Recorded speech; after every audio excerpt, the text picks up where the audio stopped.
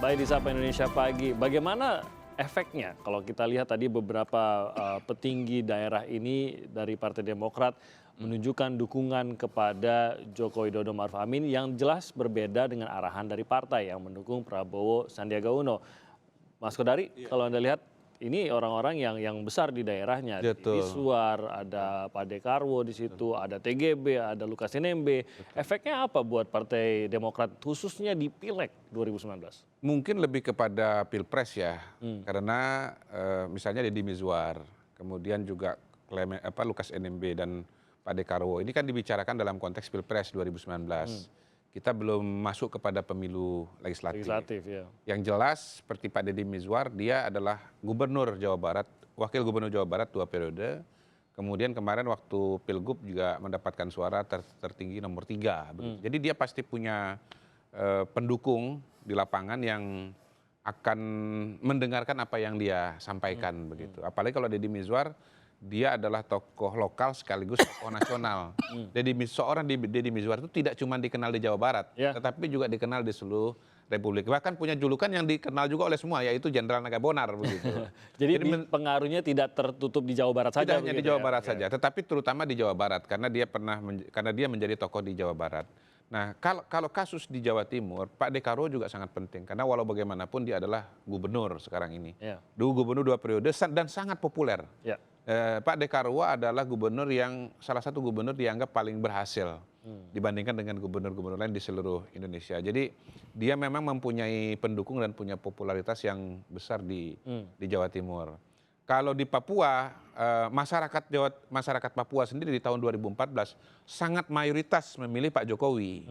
Apalagi kalau ditambah kemudian oleh gubernurnya Pak Clementinal juga memberikan dukungan yang penuh. Jadi suara Papua itu jangan-jangan nanti bisa 90% itu kepada Pak Jokowi ya, kepada Pak Jokowi. Walaupun memang kalau bicara nasional, suara Papua secara keseluruhan hitungannya relatif kecil ya.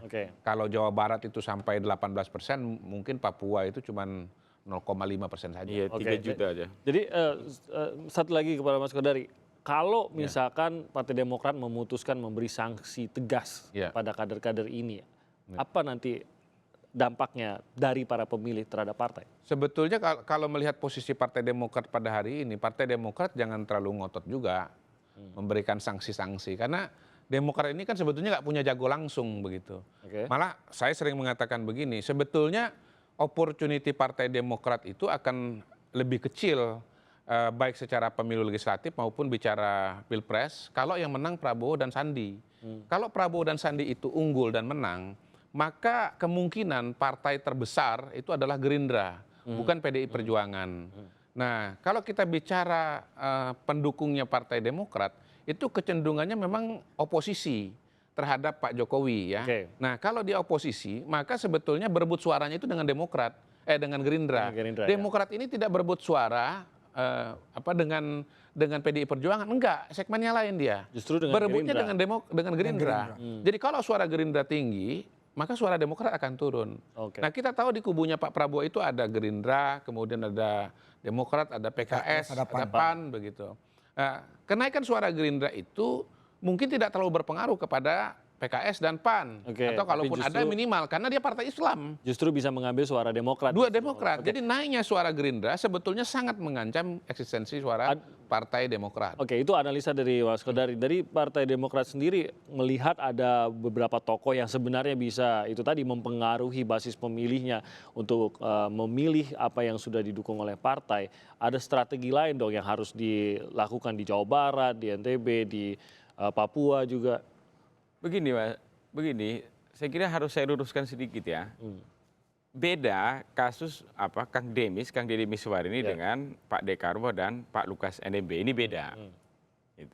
Kalau Kang Deddy Mizwar ini memang rencananya kalau kita ngikutin keterangan Hasto kemarin akan didaftarkan secara resmi sebagai juru kampanye atau tim suksesnya Pak Jokowi Maruf. Ini daftarkan resmi di KPU ya. Kalau Pak Dekarwo dan Pak Lukas itu memang hasil polling di tempat mereka kemarin, preferensi kader di sana itu lebih banyak menginginkan agar kita berkoalisi dengan Pak Jokowi saja. Oke. Itu makanya kemudian mengemuka di ruang publik kita, oh Pak Dekarwo ini dukung Pak Jokowi. Oke. Itu kan dalam kapasitas beliau bicara selaku ketua DPD kan, Iya, menyampaikan iya, ke publik. iya. Sama juga dengan Pak Lukas NMB. Ini kebetulan dua-duanya ketua DPD. Ya. Jadi ketika mereka bicara keluar kemarin sebelum MTP memutuskan kami Papua demokratnya ke Pak Jokowi, itu dalam kapasitas menjelaskan hasil polling. Beda dengan Pak Deddy Miswar ini. Oh, ini jadi itu semua didasari Jawa Timur, Papua didasari oleh sebuah hasil polling yang menunjukkan, tapi Deddy Miswar ini justru pribadi sekali begitu ya. Kalau ini saya katakan tadi, bahkan rencananya akan dimasukkan resmi oleh tim kampanye nasionalnya Pak Jokowi ini.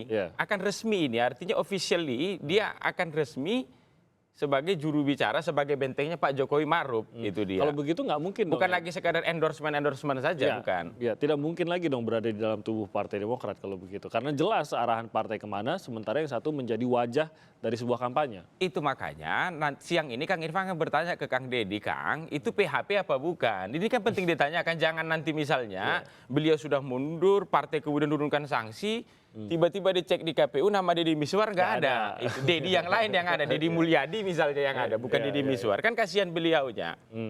Itu makanya kita sebagai partai menaungi Kang Deddy hari ini bertanya siang ini. Kalau memang kemudian, iya saya sudah komitmen dengan Hasto lain segala macam, misalnya ya, udah pasti, ya monggo lah kalau begitu ya mundurlah secara etik begitu, secara tata kelola organisasi, ngapain juga Dewan Kehormatan atau Komisi Pengawas kemudian datang memeriksa beliau atas pelanggarannya ini misalnya. Tidak kan perlu sampai ke lebih sana baik sebenarnya. misalnya kan udah ada presiden, udah ada contoh bagus seperti Bang Ruhut, Pak TGB kemarin, karena sikap saya berbeda dengan sikap resmi partai, maka saya mundur. Terakhir dari saya mungkin ini adalah pemilu Demokrat yang keempat ini. Jadi kalau ini dianggap badai, turbulensi politik, ya mungkin menghadapi Pilpres 2014 kemarin, ya itu badainya turbulensi politiknya lebih besar dari sekadar ini. Jadi sudah biasa partai ini kemudian kemasukan banyak kader, keluar juga beberapa kader. Ini dinamika aja sebenarnya. Ini dinamika saja. Partai ini sampai pada hari ini sangat sehat. Tapi menurut saya lebih berbahaya. Saya ini kebetulan sekarang. Karena dulu Pak SBY masih presiden, sekarang Pak SBY bukan presiden. Oh, dia posisinya berbeda. Begini Bang Kodari, saya ini kebetulan juga adalah bagian dari orang DPP yang turun ke banyak kabupaten untuk memimpin Muscap. Musyawarah cabang memilih ketua DPC kami yang baru atau ketua DPD kami di tingkat provinsi yang baru. Saya megang beratus Muscap di Indonesia. Saya tahu betul mesin partai ini sehat sekali.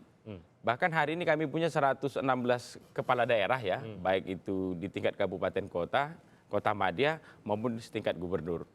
Jadi biasa ini hal yang biasa lah. Inilah dinamisnya politik kita. Saking dinamisnya ini kritik saya juga bagi pihak yang seberang sana. Di sana sudah 9 partai yang mendukung, relawannya juga banyak sekali. Sekarang sedang berkuasa. Ngapain juga nyeret-nyeret atau memprospek orang dari tempat sini yang sudah jelas-jelas sebenarnya sikap partainya ini tidak mendukung Pak Jokowi Ma'ruf. Ini juga kan secara etika kan tidak tepat ini ya. Ini sekedar masukan saja karena kami melihat ada arah ya. Dan bahkan secara terbuka lagi seperti Pak Hasto kemarin menyampaikan, Pak Asrul Sani. Sekarang kami akan memprospek Pak Dekarwo misalnya. Ini kan tidak tepat lah. Gimana Bang Ruhut? Kalau saya tetap Pak SBY sebagai ketua umum benahi Partai Demokrat. Kenapa saya katakan demikian? Jadi Anda melihat ini salah satunya ada masalah di dalam partai? Ada di dalam partai. Contohnya apa? Mahar politik. Itu Andi Arief yang dampingi adik saya terus kemana-mana. Ya, taunya lihat hasil kerja Bawaslu. Walaupun Bawaslu kita kritik juga, nggak jemput bola. Adik saya Andi Arief kebetulan karena orang tuanya sakit, minta Bawaslu di sana. Kan, tapi taunya nggak jemput bola. Tapi bagi saya, ini partai harus dibenahi. Memang dalam hukum dia bukan eyewitness, bukan saksi mata. Tapi ada senior yang ikut kaitan dengan mahar ini, ya menyampaikan kepada dia. Dia aktivis 98, dia berani ngomong. Tapi sekarang kan dia kayak ditinggalkan. Tapi memang partai keren juga. Dia nggak diberi sanksi. Dampaknya ke siapa?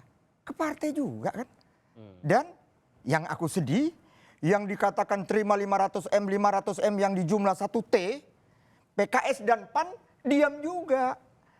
Ingat filosofi, diam itu artinya iya. Laporkan dong Andi Arief ke Mabes Polri. Keren kan? Majukan ke ranah hukum harusnya. Ranah hukum. Kok diam saja? Kan itu. Oke. Belum lagi saya lihat statement dari Sekjen Partai Demokrat, adik saya Hinca Panjaitan. Ya, sama wartawan dikatakan, ini kayaknya setengah hati. Dia bilang, ya kan ini bersamaan pemilihan presiden dengan legislatif. Ya kalau presidennya menang, kaminya DPR-nya gimana? Ya kami fokus dulu dong DPR. Hal-hal seperti itu. Ini semua harus dibenahi nih, statement-statement yang kayak gitu. Itu yang saya katakan secara tidak langsung, ini rakyat cerdas. Mereka jadi jubir-jubir kami untuk memenangkan Pak Jokowi 2 periode. Ini saya duga datang dari seseorang yang berasal dari sebelumnya di Partai Demokrat, masih menyimpan rasa sayang dengan Partai Demokrat. Oh iya, karena aku sayang, karena begini, saya itu masuk Demokrat. Ya, singkat saja. Saya pendukung Ibu Megawati. Ya. Pak SBY periode pertama saya masih di Ibu Megawati bersama Akbar Tanjung. Udah, Partai Demokrat partai nomor 5 loh. Ruhut masuk, Demokrat nomor 5 menjadi nomor 1. 50 lebih, DPR menjadi 148. Itu karena SBY. Gimana gua nggak sayang? Ya paling nggak, Pak. Paling nggak kan ada gua juga. Oke. Bos, ada gua di dalamnya. Karena waktu singkat Sekarang saya lihat. kasih untuk klarifikasi. 1 menit. Ya. Karena tadi Bang Ruhut bicara apa, Andi Arief, jadi saya ingin sampaikan, memang betul seperti kata Bang Ruhut, ya minggu lalu Bang Andi itu di Lampung, selain karena orang tua sakit memang, sudah 92 tahun sepuh sekali, yang kedua memang ada hari raya kurban, Idul Adha. Itu makanya Bang Andi menawarkan waktu itu 3 hal kepada Bawaslu. Dan ini harapannya bisa jadi presiden juga bagi pemeriksaan di perkara Bawaslu lainnya. Karena kan 17.000 pulau ini. Dia katakan kemarin, bisa tidak dengan posisi saya tidak bisa hadir secara fisik di Jakarta, saya itu pakai video call saja, menyampaikan klarifikasi dan keterangannya. Itu. Yang kedua, kalau tidak, saya itu menulis surat resmi. Saya tanda tangan di resmi juga, isinya klarifikasi. Atau kalau tidak, yang ketiga yang disampaikan Bang Ruhut, Bawaslu ini kan ada juga perwakilannya di Lampung, Bawaslu Lampung. Bisa tidak saya ngasih keterangan di sana saja? Tapi ternyata dari 3 ini, yang sangat make sense ini, yang sangat di hukum acara kita di pengadilan biasa juga ini bisa dipakai, ya ternyata tidak diambil oleh Bawaslu Pusat. Tapi masih akan berniat untuk mengklarifikasi langsung ke Bawaslu ini ya? Saya kira Bang Andi itu apa namanya, seperti kata Bang Ruhut tadi, reputasinya itu besar sekali lah sebagai seorang aktivis. Dia pasti menjaga nama baiknya lah. Jadi kalau kemudian Bawaslu Pusat kemudian mengatakan, silahkan pilih mana yang paling nyaman dari kamu dari yang 3 itu, ya saya kira dia akan siap memberikan keterangan. Itu dia. Baik. Terima kasih banyak semuanya sudah di sini, Mas Kodari, Bang Ruhut, dan juga Bang Jansen. Terima kasih sudah hadir di Sapa Indonesia Pagi. Jangan lupa kita kembali lagi. Ingat ini. Biar adem dulu kita berapa hari ini ya, paling tidak. Kalau ada yang aneh-aneh, nggak Asian Games banget. Sekali lagi terima kasih untuk semua yang sudah hadir pagi hari ini. Kita akan kembali lagi di Sapa Indonesia Pagi dengan informasi lainnya. Saat lagi.